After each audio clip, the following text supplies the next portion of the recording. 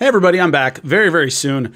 The reason is I really appreciate the feedback. It's getting a lot of views my last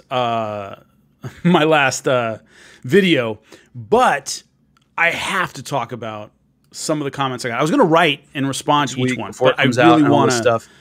A lot of them require just a separate video, so I'm going to talk about them. So this is about the comments underneath it. First off, let me see here. John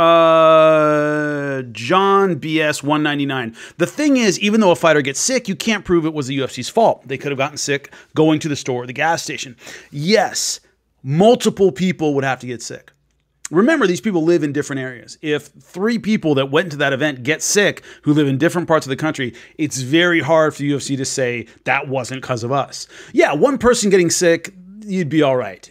If multiple people get sick, then you have a problem. So it isn't just one, it would have to be quite a few. Right.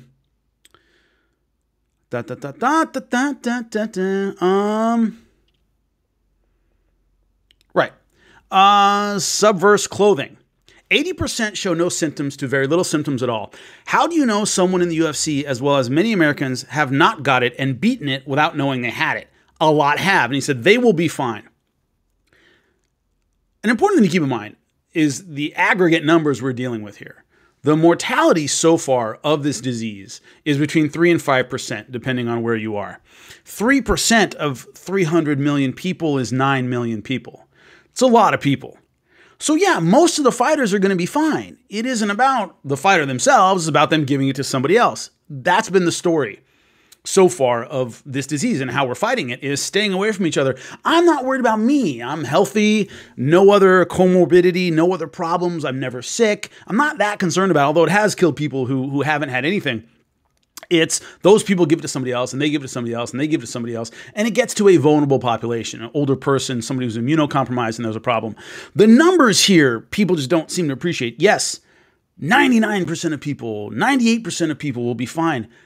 2% of a population like the United States is gigantic. Right now, they're looking at 80,000 people in the United States. That, percentage-wise, isn't a lot.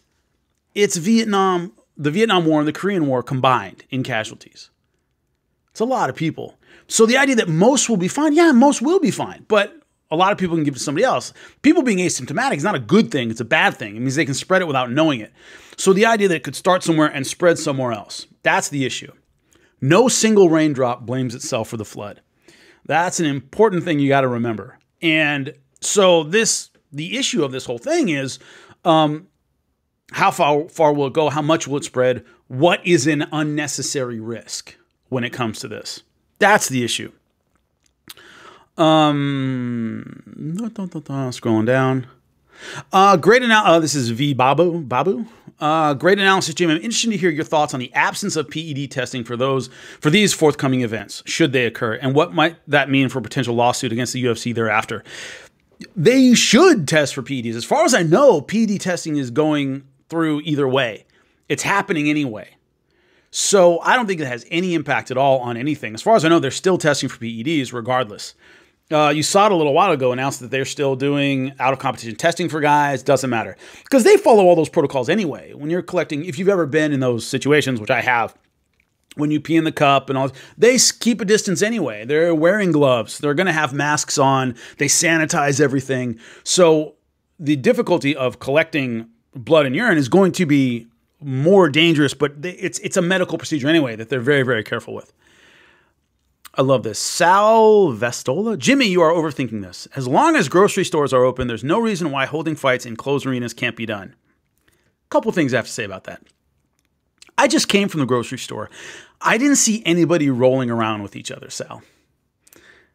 The nature of this sport, guys have to warm up with their teammates. They have to get on top of their opponent, right? They have to get medical checks. They have to get greased. They have to do all these things that you have to be within 6 feet of each other. It's the nature of the sport. I did all my shopping and stayed 6 feet away from everybody. I didn't touch anybody. I didn't get within breathing distance of anybody. I went through the whole grocery store without any problems. You can't do that at a fight. You can't. You can't warm up. You can't get greased. You can't get pre-fight medical checks. You can't get post-fight medical checks. You can't get cornered. There has to be some kind of commissioner standing there to make sure your corner doesn't grease you or cheat. He's got to stand within 6 feet or he can't see anything. So everybody's going to be within, not everybody, but a lot of people are going to be within 6 feet of a fighter and each other. So you can't help it. So the grocery analogy is dumb because you can do all your grocery shopping and keep social distancing. You can do that. Number one. Number two, if the state of California said this pandemic is too bad, we're closing all the grocery stores, and you opened your own grocery store, you're much more liable for people getting sick in your grocery store. This is what I'm talking about, Sal, is the UFC is taking on an exceptional risk on its own because no other athletic events are happening. Grocery stores are all open. If I came back from Whole Foods and I got sick and I sued Whole Foods, they would say a couple of things. Number one, they'd say we sanitized all the carts, we cleaned all our shelves, all our employees wore gloves and had masks on. We took reasonable steps to keep you from getting sick. It's not on us. The second thing they would say is all grocery stores are open. We're all doing the same thing. We did not exceptionally put you through a risk. All other athletic events are closed right now. The UFC is the only one.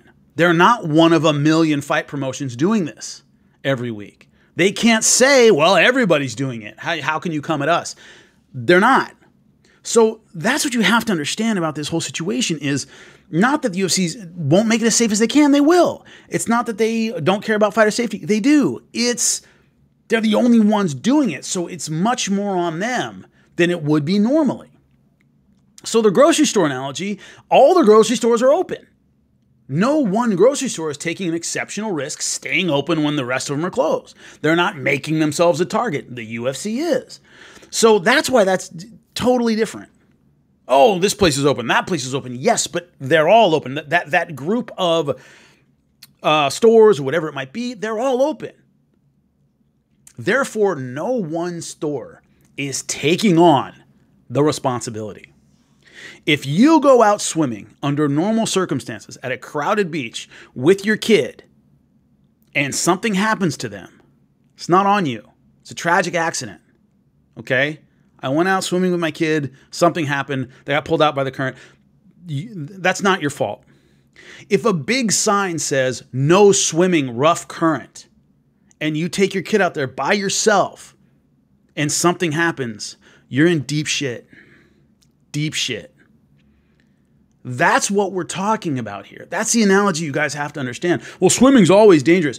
When it says no swimming, rough current, and you go out there by yourself with somebody else and something happens to that person, you're much more responsible than if everybody's out swimming and it's a normal day. This isn't a normal day.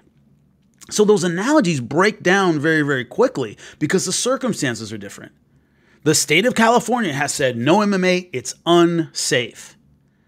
So if the UFC has this event, they're hoping nothing goes wrong because if it does, they're much more responsible in the face of the government itself saying we're not having any events because it's unsafe.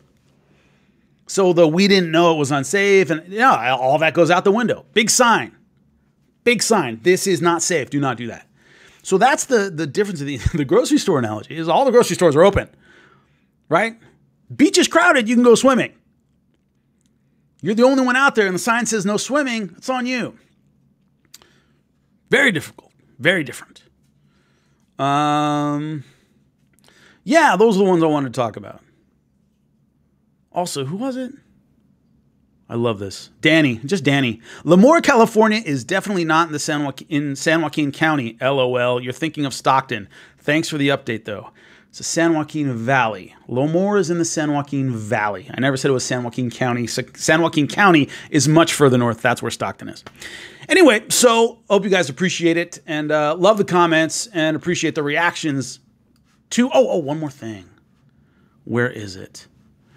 DC, I assume you mean Daniel Cormier, said that California doesn't have as much corona deaths compared to other states. New York got hit hard, though. We're taking all the right precautions. In terms of the percentage of the population, California is doing all right. They have a lot of cases.